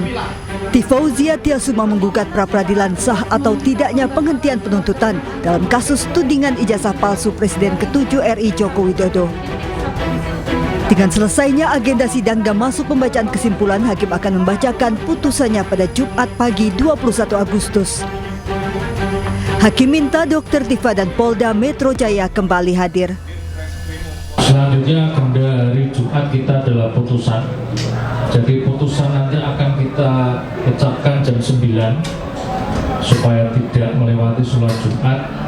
Jadi para pihak hadir kembali untuk putusan tanggal 21 Agustus jam 9. Sebelumnya, Hakim Pengadilan Negeri Jakarta Timur menerima eksepsi Dr. Tifa pada 23 Juli 2026 dan membuat perkara tidak dilanjutkan ke tahap pembuktian dalam perkara tudingan ijazah palsu Jokowi. Majelis Hakim membacakan putusan sela kala itu bahwa surat dakwaan penuntut umum atas Tifauzia Tiasuma batal demi hukum. Dari Jakarta, tim liputan iNews melaporkan. Pemirsa, sidang pra-peradilan jilid 4 Roy Suryo kembali digelar di Pengadilan Negeri Jakarta Selatan. Persidangan sempat diwarnai perdebatan antara ahli hukum Roy Suryo dan turut termohon, yakni Kejati DKI Jakarta dan Kejari Jakarta Selatan. Ya, ini nanya tapi motor. Karena terlalu lebar, Pak. Ya enggak izin ya, Mulia. Saya kasih pertanyaan saya sebentar. Saya kasih tahu masalah peradilan. Jangan seolah-olah tidak ada saya di sini. Ya, nggak usah bertengkar di sini, ngapain? Ada hakim yang. Sidang pra-peradilan keempat Roy Suryo di Pengadilan Negeri Jakarta Selatan sempat diwarnai perdebatan antara ahli hukum Roy Suryo, Didit Wijayanto, dan pihak turut termohon yakni Kejaksaan Tinggi DKI Jakarta dan Kejaksaan Negeri Jakarta Selatan. Perdebatan terjadi ketika Didit memberikan keterangan dalam persidangan dan ditanya mengenai keadilan pelapor dalam proses pra-peradilan yang diajukan Roy Suryo. Pihak Roy Suryo termasuk kuasa hukum mengajukan protes kepada pihak turut termohon karena kerap menyela keterangan Didit. Perdebatan pun usai setelah Hakim Tunggal I. Ketut Darpawan memukul palu persidangan untuk menenangkan suasana. Ayo kita sekarang profesional. Jangan semuanya teriak-teriak aja, perapit segala. Lah ini hak orang gitu loh, ya. Jadi jangan lagi, itu perdebatannya tadi. Saya udah jelaskan tapi masih dipertanyakan. Nah makanya hakimnya akhirnya bilang, ya saudara nggak denger, sudah dijawab gitu loh. Ya. Sidang kali ini beragendakan pembuktian dan pemeriksaan ahli terkait pencekalan Roy Suryo oleh Polda Metro Jaya. Sidang digelar pada pukul 8:45 waktu Indonesia Barat, mengagendakan pembacaan duplik dari pihak termohon dan turut termohon. Dalam sidang kali ini, pihak Roy Suryo menyoroti sejumlah hal, termasuk surat dimulainya penyidikan atau SPDP yang tidak pernah diberitahukan kepada Roy Suryo. Hal itu disebut sebagai bentuk pelanggaran hukum. Hal lain yang dipersoalkan adalah pencekalan terhadap Roy Suryo. Kuasa hukum menilai ketidakjelasan masa pencekalan merugikan kliennya. Ya, ini luar biasa. Karena saya merasa betul, satu, tidak mendapatkan tembusan atau tidak mendapatkan salinan dari surat SPDP yang ada. Dan itu penting, karena ternyata ada perubahan pasal. Saya juga baru tahu ya, kalau ada perubahan pasal itu ternyata signifikan dan itu ada aturannya, ada putusannya bahwa itu harus diberitahukan. Kalau tidak diberitahukan, maka saya tidak bisa dianggap kemudian sudah mengetahui, nggak bisa. Cacat formil dalam proses penyidikan itu ya bisa membuat kemudian penyidikan itu dianggap tidak sah, dinyatakan tidak sah, ya bisa dibatalkan dan konsekuensinya nanti akan dijelaskan lebih lanjut oleh ahli kami. Dan juga soal pencekalan itu bahwa secara prosedur formal juga itu menjadi tidak sah ketika kemudian tidak disampaikan pemberitahuan sebelumnya. Kuasa hukum Roy Suryo juga mempersoalkan penggunaan dua rezim KUHP yang berbeda dalam penetapan tersangka Roy Suryo. Penggunaan ketentuan yang berbeda tersebut dinilai menimbulkan ketidakpastian hukum. Dari Jakarta, tim Liputan iNews melaporkan. Pemirsa, kasus kematian orang dekat ex-Jampitsus Sutrimo kini memasuki tahap penyidikan. Polisi telah memeriksa 27 saksi.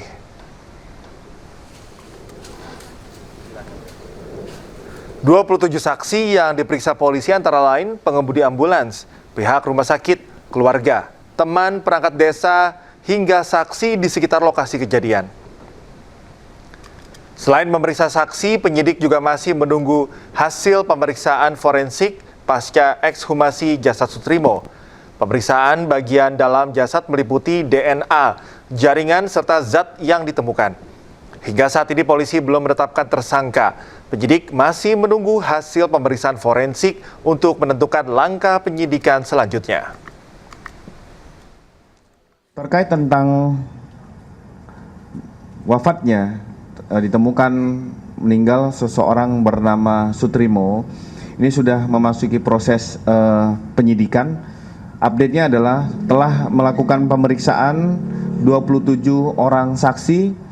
Yang pertama adalah 2 pengemudi ambulan P3D, 2 pengemudi ambulan yang menjemput korban dari TKP ke Rumah Sakit Muhammadiyah, 2 pengemudi ambulan yang mengantar dari Rumah Sakit Muhammadiyah ke Banyumas, 1 pengemudi ambulan, 3 pihak rumah sakit, terdiri dari atas 2 petugas keamanan dan 1 orang dokter, 2 petugas pemandi jenazah, 7 saksi di sekitar lokasi kejadian, 3 orang keluarga korban, keluarga almarhum, 1 orang teman almarhum, dan 1 perangkat desa, serta 3 pihak terkait laporan di Barreskrim Polri.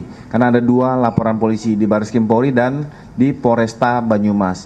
Terkait tentang proses ini berjalan, kami belum masuk ke ranah itu. Kita masih menunggu waktu dari proses hasil laboratorium forensik, termasuk jaringan DNA dan zat yang ditemukan. Ini masih menunggu 1 sampai dengan 2 minggu seperti yang disampaikan dari Karodokpol Brigjen Dr. Hastri. Pemirsa, Kejaksaan Agung siap memberikan bantahan terkait dugaan kesalahan prosedur penetapan tersangka serta penahanan terhadap ex-Jampitsus Febri Adriansyah. Kapus Penkum Kejagung Anang Supriyatna menyebut pihak Kejaksaan Agung akan memberikan tanggapan terkait petitum pihak ex-Jampitsus Febri Adriansyah pasca sidang pra-peradilan kedua yang diajukan Febri Adriansyah ke Pengadilan Negeri Jakarta Selatan. Ia juga menyerahkan putusan kepada hakim terkait sah tidaknya penyitaan dalam kasus dugaan korupsi dan TPPU yang menjerat Febri. Lebih lanjut, Anang menegaskan Kejagung siap membantah tudingan kesalahan prosedur terhadap penetapan tersangka serta penahanan Febri Adriansyah. Yang jelas nanti akan dijawab oleh tim penyidik 9 yang mewakili untuk hadir dalam sidang pra-peradilan terhadap petitum atau permohonan keberatan diajukan oleh tim daripada saudara FA dan penasihat hukumnya, dan nanti kan akan dipertimbangkan oleh majelis oleh hakim pra-peradilan. Tadi kan ada bantahan juga. Besok ada bantahan. Ya, kita lihat aja besok.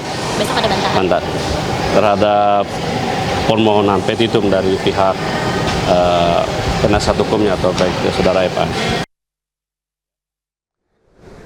Sidang pra-peradilan ex-Jampitsus Febri Adriansyah digelar di Pengadilan Negeri Jakarta Selatan. Aksi demonstrasi terjadi mendesak pengadilan menolak permohonan Febri.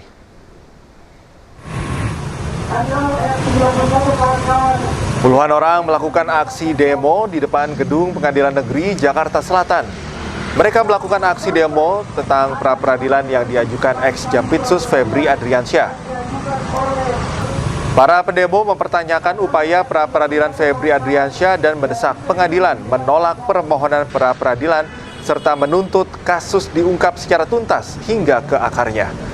Akibat aksi demo, arus lalu lintas di depan Pengadilan Negeri Jakarta Selatan mengalami kemacetan.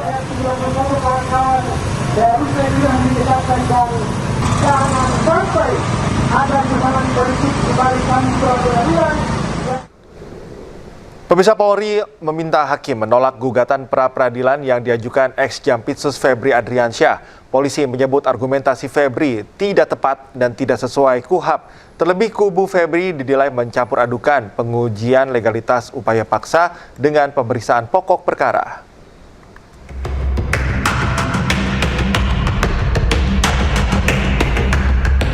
Polri memberikan jawaban atas gugatan pra-peradilan yang diajukan ex-Jampitsus Febri Adriansyah terkait sah atau tidaknya penetapan tersangka, penggeledahan dan penyitaan yang dilakukan polisi. Polisi meminta hakim menolak gugatan pra-peradilan Febri. Polri menilai dalil yang disampaikan kubu Febri tidak tepat dan tidak sesuai KUHAP serta telah menyentuh pokok materi perkara.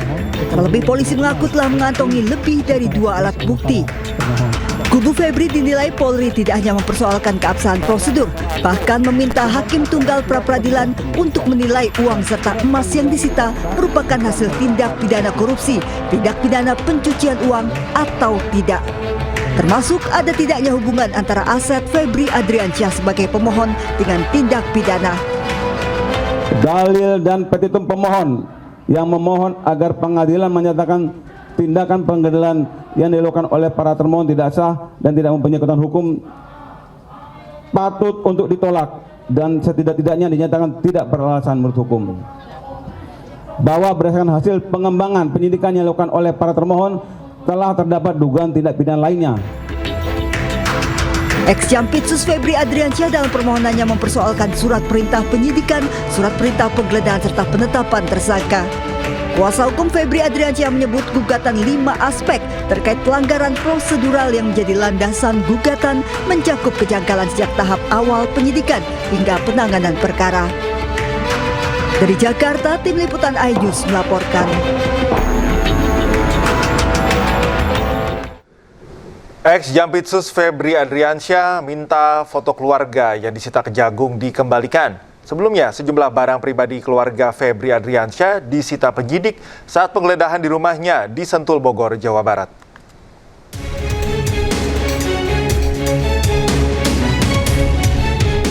Ex-Jampitsus Febri Adriansyah minta foto keluarga yang disita Kejagung dikembalikan. Foto dan barang pribadi keluarga Febri Adriansyah disita penyidik saat penggeledahan di rumahnya di Sentul, Bogor, Jawa Barat. Permintaan itu disampaikan kuasa hukumnya dalam sidang pra-peradilan di Pengadilan Negeri Jakarta Selatan pada hari Selasa.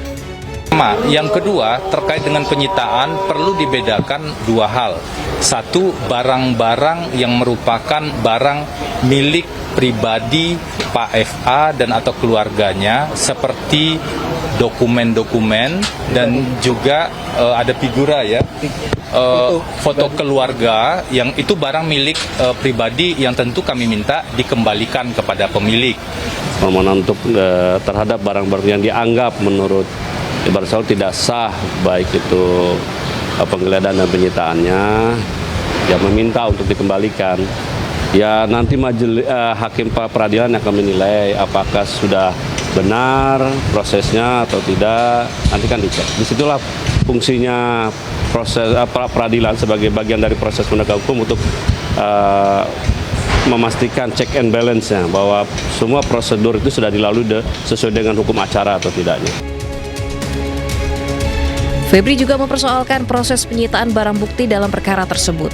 Dia menilai terdapat indikasi pelanggaran hukum dalam pelaksanaan penggeledahan yang diduga dilakukan tanpa izin pengadilan yang sah.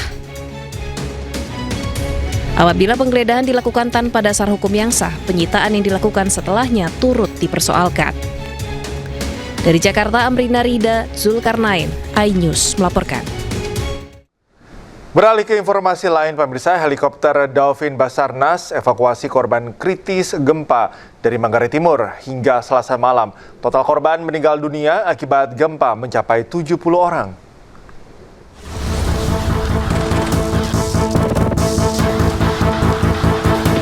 Tim SAR gabungan pada hari kelima operasi SAR pasca gempa bumi magnitudo 7,7 yang mengguncang Pulau Flores terus melaksanakan evakuasi medis terhadap warga terdampak yang membutuhkan penanganan medis segera.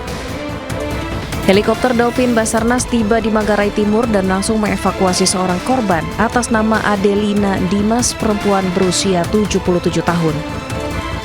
Berdasarkan keterangan tim medis Kementerian Kesehatan, korban diduga mengalami fraktur basis krani atau patah tulang dasar tengkorak.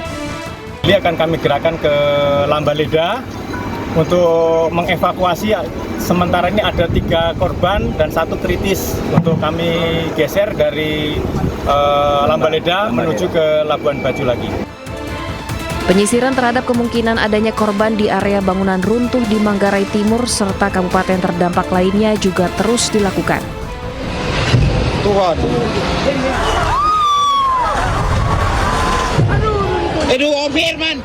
Hingga Selasa malam, total korban meninggal dunia akibat gempa mencapai 70 orang.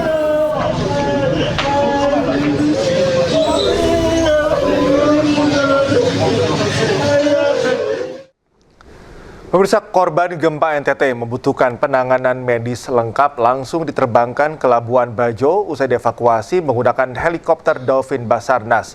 Korban dievakuasi tim SAR gabungan dari Manggarai Timur ke Labuan Bajo untuk mendapatkan penanganan medis.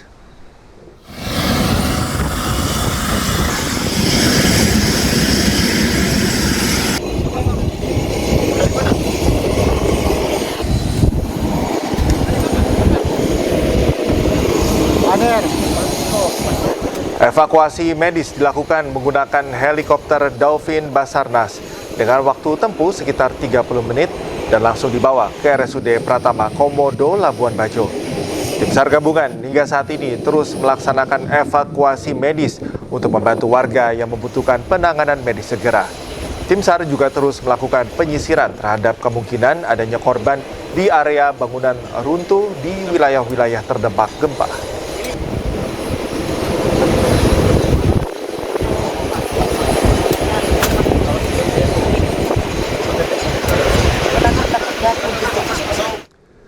Badan Meteorologi, Klimatologi, dan Geofisika BMKG mencatat 2.928 gempa susulan mengguncang Flores, Nusa Tenggara Timur.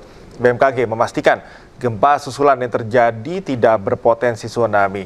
Dan informasi akan hadir sekaligus menutup kebersamaan kita dalam iNews sore hari ini. Temukan informasi-informasi terbaru lainnya di www.inews.id. Cuplikan tayangan berita iNews dapat disaksikan di kanal YouTube @officialinews. Jangan lupa saksikan Rakyat Bersuara. Sesaat lagi bersama rekan saya Aiman Wicaksono. Update terus informasi terbaru Anda dan minum air mineral dengan kemurnian optimal yang murni pasti sejuknya. Saya Cikal Mutazam pamit undur diri, selamat beraktivitas, sampai jumpa.